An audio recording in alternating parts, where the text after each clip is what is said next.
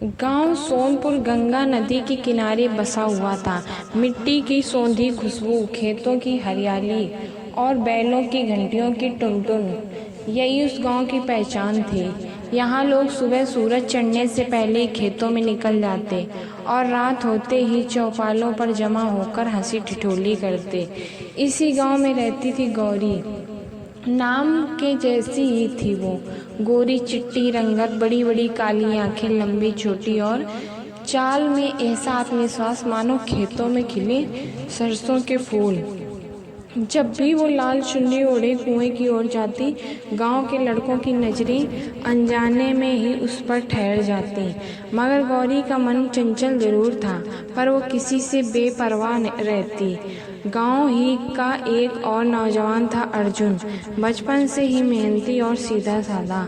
बैलों के संग खेत जोतना, पानी पिलाना और अपनी माँ का हाथ बटाना उसकी रोज की दिनचर्या थी। गांव वाले अर्जुन की ईमानदारी की मिसाल देते, पर वो खुद जानता था कि उसके मन में एक ऐसी आग है जिसे सिर्फ गौरी की मुस्कान ही ठंडी कर सकती है।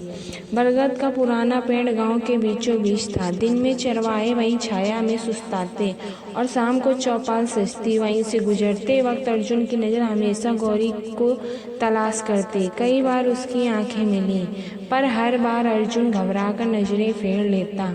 गौरी ने भी नोटिस किया था कि अर्जुन जब भी उसके पास होता, उसकी आंखों में कुछ अनकहा सा झलकता है। एक दिन अपनी सहेली से उसने मजाक में कहा, सुन रही, अर्जुन तो बड़ा चुपचाप है, पर उसकी आंखें तो बहुत कुछ बोलती हैं। सहेली हंस दी, लेकिन गौरी के दिल में कहीं न कहीं एक हल्की सी टीस उठ गई। क्या सचमुच अर्जुन उसे चाहता है?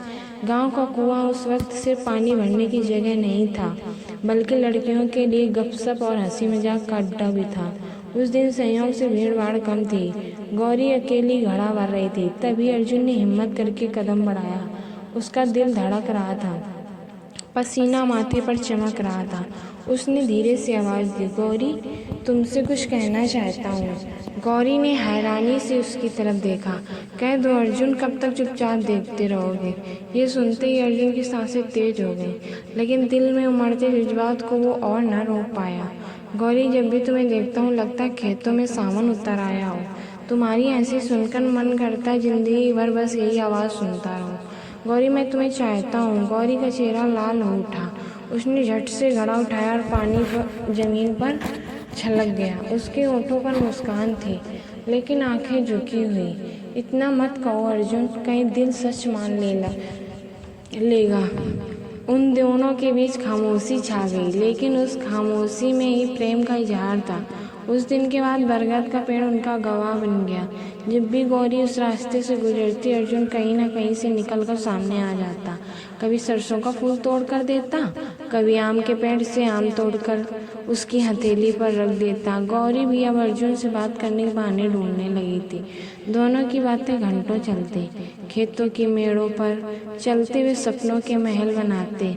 अर्जुन, अगर हम साथ होंगे तो हमारी कुटिया कैसी होगी ना? गौरी, मिट्टी की होगी, लेकिन उसमें खुशबू तुम्हारे दुपट्टे की होगी। उनकी इस मिलन की भनक धीरे धीरे गांव वालों को लगने लगी। कुएं पर उस चौपाल पर कानाफूसी होने को देखो, अर्जुन और गौरी तो अब एक दूसरे के साए हो गए हैं, लेकिन दोनों की इन बातों से कोई फर्क नहीं पड़ता। उनके लिए दुनिया बस वही बरगद का पेड़ और एक दूसरे की मुस्कान थी। गांव की गलियों में अब अक्सर कानाफूसी होने लगी थी। औरतें कुएं पर पानी भरते भरते बात करती, अरे अर्जुन, गौरी तो रोज बरगद तली मिलत हैं, कुछ ना कुछ पक जरूर रहा है। दूसरी औरत जोड़ देती, सुन, जोड़ी तो अच्छी है, पर गांव के लोग कहाँ चैन से बैठने देंगे। गौरी का मन अब और बेचैन होने लगा। दिन में घर के काम करते हुए रात को चारपाई पर लेटे लेटे उसके कानों में अर्जुन की आवाज़ गूंजती, गौरी, मैं तुम्हें चाहता हूँ। अर्जुन भी खेत जोते जोते अचानक रुक जाता। बैलों को छोड़कर आसमान की ओर देखता और सोचता, क्या गौरी सचमुच मेरी बन पाएगी या समाज की दीवारें हमें रोक देंगी? एक दिन चौपाल पर पंचायत बैठी थी। बुजुर्ग बोले, लड़का लड़की जब भी अकेले मिलते हैं लोग बातें बनाएंगे। अच्छा यही है कि परिवार आपस में बैठकर फैसला ले लें। अर्जुन के पिता सख्त मिजाज के थे। उन्हें यह बात नागवार गुजरी। उन्हें अर्जुन को डांट दिया, हमारी इज्जत मिट्टी में मत मिलाओ, खेती बाड़ी करो, अपना काम करो, लड़की का चक्कर छोड़ो। अर्जुन चुप रहा, लेकिन उसके मन में तूफान मचा था। गौरी के घर में भी माहौल गर्म था। उसकी माँ ने ताना मारा, गौरी तू क्या सोचती, दिन भर खेत खलियान में उसी अर्जुन से बात करना तेरे लिए अच्छा है? लोग उंगली उठा रहे हैं। गौरी की आंखों में आंसू आ गए। वो चाहती तो चुप हो जाती, मगर दिल में अर्जुन के लिए इतना विश्वास था कि उसने धीरे से कहा, अम्मा अर्जुन बुरा नहीं है, उसका मन साफ है, वो मुझे अपने दिल से चाहता है।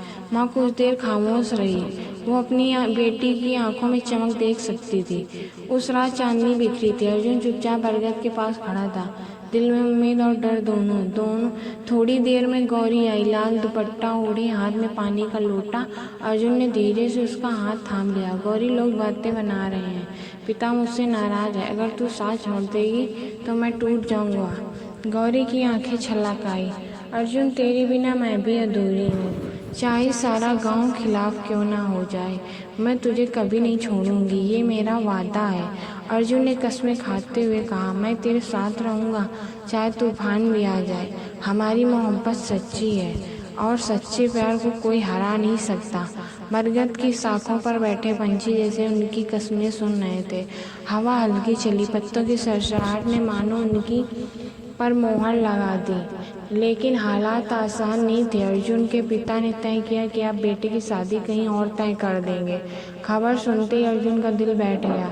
उसने गौरी को सब बताया। गौरी का चेहरा पीला पड़ गया। तो क्या अब हम कभी नहीं मिल पाएंगे? अर्जुन ने उसकी आंखों में गहराई से देखा। नहीं गौरी, अगर तू साथ है तो कोई हमें अलग नहीं कर सकता। मैं पिता के सामने खड़ा हो जाऊंगा। गौरी ने आंचल से आंसू पोंछे, पर डर उसके दिल से जा नहीं रहा था। गांव का एक बुजुर्ग रामदीन काका अर्जुन और गौरी दोनों को पसंद करते थे। वे अर्जुन के पिता से मिले और बोले, देखो भाई, प्यार जब सच्चा हो तो उसे रोकना नहीं चाहिए। अर्जुन मेहनती है, गौरी संस्कारी है। दोनों साथ रहेंगे तो घर भी बसेगा और नाम भी रोशन होगा। धीरे धीरे गांव वालों की राय बदलने लगी। औरतें कहने लगी, सचमुच जोड़ी तो राधा कृष्ण जैसी लगती है, इन्हें मिल जाने दो। आखिरकार वो दिन आया जब अर्जुन और गौरी फिर बरगद के नीचे मिली। इस बार चोरी छुपे नहीं, बल्कि पूरे गांव की मौजूदगी में। पंचायत बैठी थी। बुजुर्गों ने आपस में विचार विमर्श किया और सबके सामने ऐलान किया, आज से अर्जुन और गौरी का रिश्ता पक्का हुआ। बरगद का पेड़ उनकी मोहब्बत का गवाह है और अब ये रिश्ता गांव की इज्जत भी बनेगा। गौरी की आंखों में आंसू थे। अर्जुन का चेहरा चमक रहा था। दोनों ने एक दूसरे की तरफ देखा और मुस्कुरा दिए।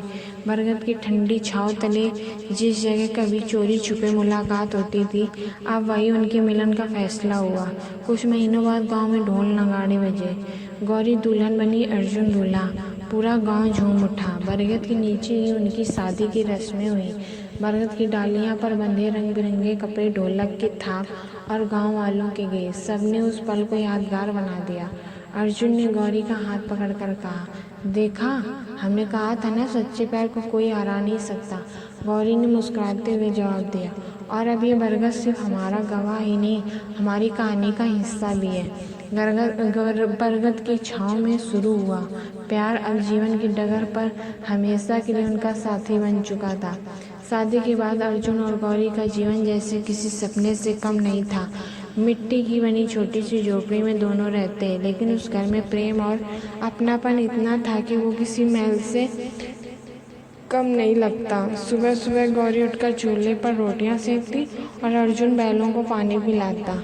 जब खेत की मेड़ों पर दोनों साथ साथ चलते तो गांव वाले कहते, देखो, जैसे धरती और आकाश का मेल हो गया हो।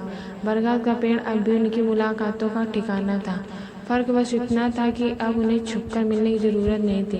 शाम को दोनों वहीं बैठ जाते। गौरी अपनी गोद में सरसों के फूल लगती और अर्जुन हंसते हुए कहता, गौरी, याद है जब पहली बार मैंने तुझसे कहा था कि तू सावन जैसी है? गौरी मुस्कुराकर जवाब देती, हाँ अर्जुन, और मैंने कहा था दिल सच मान लेगा। देखो, दिल ही ने सच ही मान लिया। धीरे धीरे उनका प्रेम गाँव के बच्चों के लिए कहानी बन गया। जब भी कोई नई नवेली दुल्हन गांव में आती तो उसकी सास यही कहती, अरे अर्जुन गौरी की जोड़ी देख ले, असली मोहब्बत कहते हैं उसे। बरगद का पेड़ अब भी और बड़ा हो गया था। उसकी शाखाएं जैसे अर्जुन और गौरी की खुशियों को आशीर्वाद देती। कई बार गांव के लोग कहते